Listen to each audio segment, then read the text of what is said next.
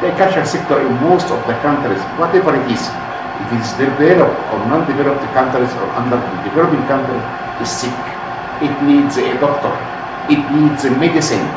That we wanted to increase the efficiency in this sector to about from 50% to 70% and 80%. That is the way. If we increase the efficiency of the water in this sector, this means that we have more water, so we can irrigate more land in this case. So we have more food production. So we are in our way to arrive to food security, which we are looking for it in the region. If we have more water, this means that we can, in this case, respond positively to the needs of other sectorial water use, the human resources, and also the industry, the tourism. We can supply them with the needed water. So this means that we are in our way to the water security. If we increase the water use efficiency in this sector and we have saved more water in it, we can avoid a lot of environmental problems like soil salinization, water logging, pollution of the surface water, pollution of the groundwater. All this we can be able to eliminate, and with this we can arrive to a sustainable development. I am very sorry to tell you that nowadays,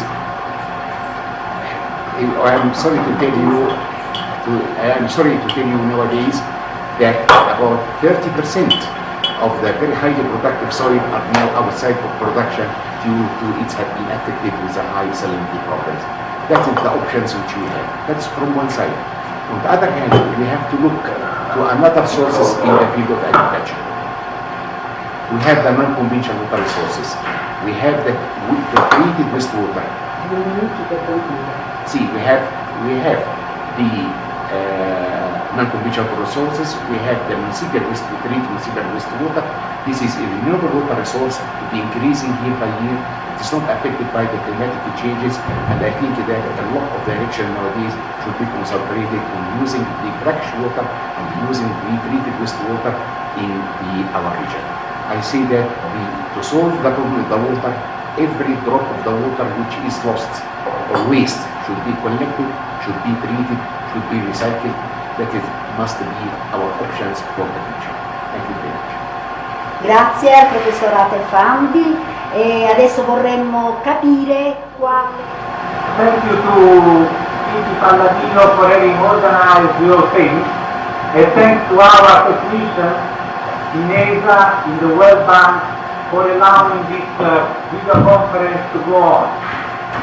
Very welcome to everybody, many greetings from Frascati. Now the reason why the European Space Agency is part of this venture, of this exercise, if you like, is also been discussed this morning at the meeting which was held here in Ezrin among all the space agencies, discussing the constellation, the future constellation of satellites to serve the public applications, to serve the various activities, and to serve in particular the water management around the world. The reason why we are here is manifold, of course, but I can say a few words quickly to let you understand our position and what we would like to contribute for this very high-level cause for the humankind benefit. As Diego will possibly tell you a bit later, ISA is trying to ensure that the data coming from the ISA satellites and the Earth observation satellites also from another agency can provide information to serve to the managers of the various web applications for better use of water. Firstly, to identify the water resources around the world. Secondly, to have them a better management of those resources, having not only the situation today, but possibly providing input to the water modeling all over the world. The water model are key to the future of water resources. Last week in Venice, we organized and supported a major conference. That conference was related to the use of satellite information for the appreciation of ocean, which means ocean conditions, ocean status, ocean phenomena, ocean perspectives also.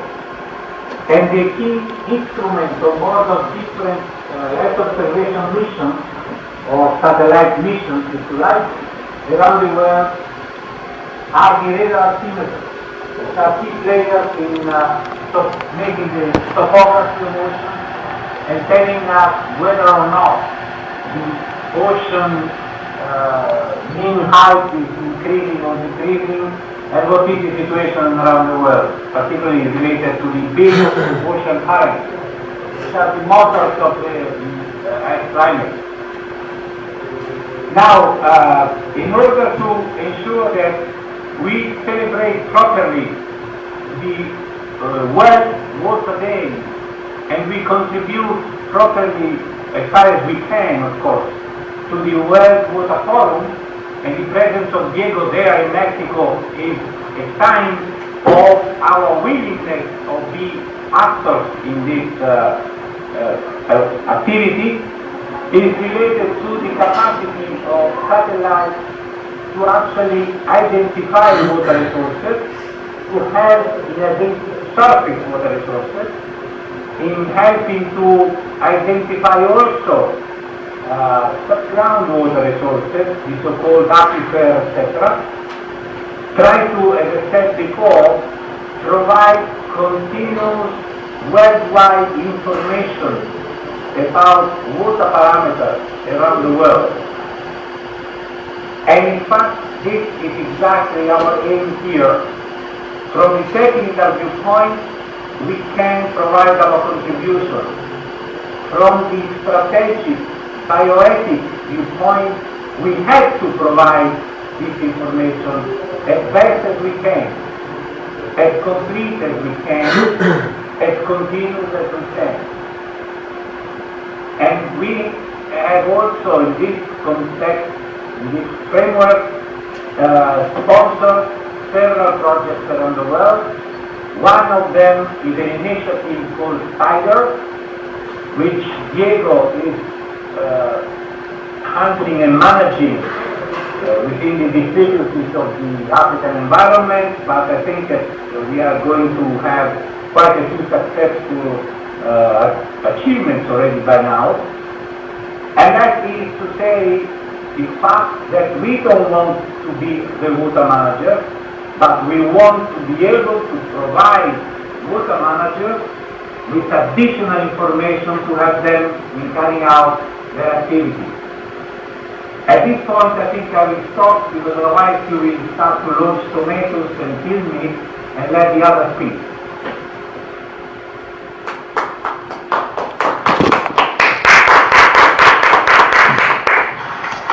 Grazie Maurizio, hai sentito il nostro applauso, calorosissimo, anche se in tono ridotto. Proyecto Unido, Italia, España por los bambinos. Molto bene. Bueno. Molto buono. Le decalogo del proyecto giuridico. Explicación. Y todo proyecto por la bambina internazionale che in un futuro sarà la Miss Mondo.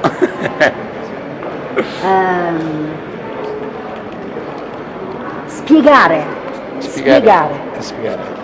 Explicar proyecto. Explico proyecto. El proyecto pretende que todos los niños del mundo, muy corta edad, empiecen a aprender la circulación, porque cuando van en bicicleta, pues también sepan lo que tienen que hacer, y al mismo tiempo podrán aprender y podrán disfrutar de la naturaleza, dónde y cómo están las direcciones prohibidas, lo que hay que hacer, lo que no hay que hacer, y todo lo relacionado con el mundo de la biodiversidad. Este es el gran proyecto que llevamos desde Murcia, España, es totalmente apolítico, no estamos en ningún organismo en el cual estemos condicionados, sino que luchamos por los niños y por un bien común de toda la sociedad y el mundo en que hoy estamos viviendo y rodeando. Noi Leonardo's Project, collaboración intensiva, proyecto UNESCO. Bien, pues yo y Leonardo en ese proyecto vamos también a colaborar mutuamente con el proyecto y creo que Italia, España y Murcia y vamos a tener una gran colaboración para este proyecto. Ok, gracias. Bien, muchas gracias a vosotros.